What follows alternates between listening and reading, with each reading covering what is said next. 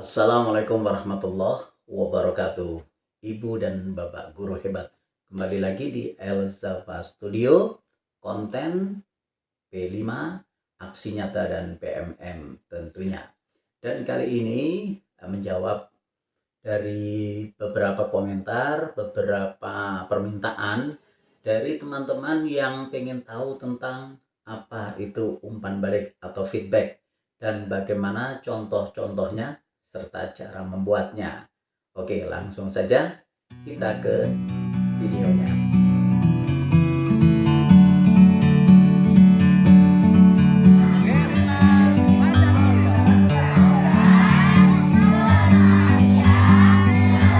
Like a bird on a tree, I'm just sitting here. Dan terima kasih buat teman-teman semua yang sudah kembali lagi di channel ini. Tidak lupa juga terima kasih untuk teman-teman yang sudah subscribe, kasih jempolnya kalau video ini bagus, dan tentu saja tulis komentar di kolom komentar video ini.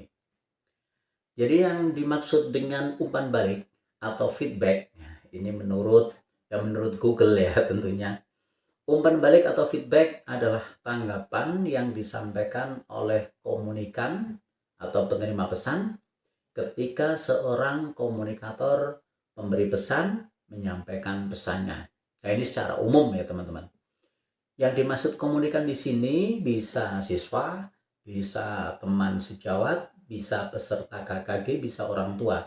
Tergantung target dari umpan balik kita itu siapa. Ya, bisa siswa, teman sejawat, peserta KKG, orang tua, dan lain sebagainya.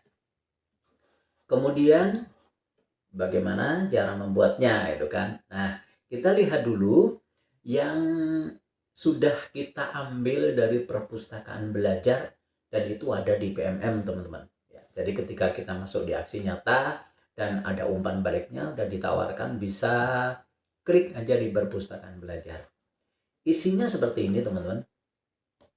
Ada 6 topi berpikir yang terdiri dari topi putih, merah, hitam, kuning, hijau, dan biru. Ini merupakan 6 konsep tentang umpan balik ya. Yang pertama ini putih ya, putih dulu. Ini berisi fakta, berisi data, angka, dan informasi. Ini informasi apa yang kita punya, informasi apa yang masih perlu kita cari.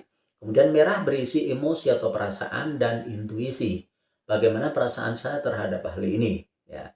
Kemudian untuk yang hitam berisi pertimbangan hal negatif yang muncul.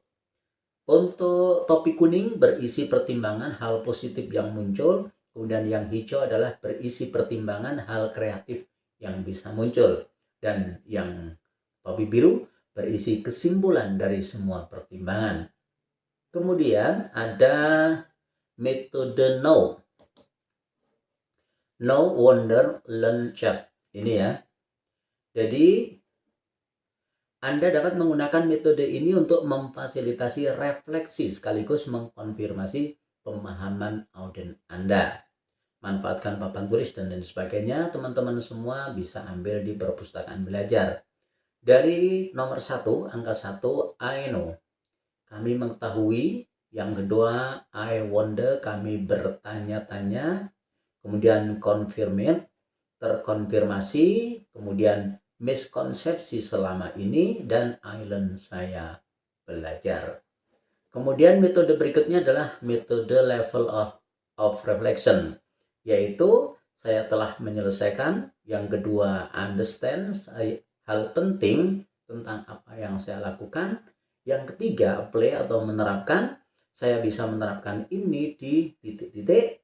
Kemudian menganalisa apakah ada pola dalam pekerjaan dan tindakan saya. Kemudian evaluasi apa yang sudah baik, hal berbeda yang perlu dilakukan itu apa. Dan yang keenam, mengembangkan apa yang akan Anda lakukan selanjutnya. Nomor 7, berdasarkan jawaban di atas, saya menilai diri saya sebagai pembelajar titik-titik-titik. Ya, ini sampai pada refleksi diri. Kemudian di setiap aksi nyata itu sudah ada rambu-rambu untuk bikin umpan balik sebetulnya. Lah, ini dari beberapa rambu itu ada beberapa contoh ini ya. Ini saya sampaikan 3 contoh. Yang pertama, contoh umpan balik ya, umpan balik dari tell, ask, and give. Ini seperti ini. Sampaikan, kemudian tanyakan dan berikan. Tanggapan mengenai penyampaian materi ya, misalnya ini kolom ini bisa diisi sesuai dengan topik ya, sesuai dengan topik atau aksi yang Bapak Ibu lakukan untuk teman, untuk siswa dan lain sebagainya. Biar mereka itu merespon ya. Mereka menyampaikan tanggapannya seperti apa. Misalnya, saya suka dengan kegiatan P5 misalnya. Saya suka dengan penyampaian Bapak Ibu gitu. Saya suka dengan kegiatan apa itu aja. Bisa semua bisa ditulis di sini Bapak Ibu. Nah, ini kebetulan contohnya adalah tentang kegiatan P5, umpan balik kegiatan P5. Contohnya seperti ini. Kemudian tanyakan pertanyaan mengenai pemahaman materi. Jadi setelah kita menyampaikan, Bapak Ibu menyampaikan apa yang sudah mereka pahami, apa yang sudah mereka bisa lakukan.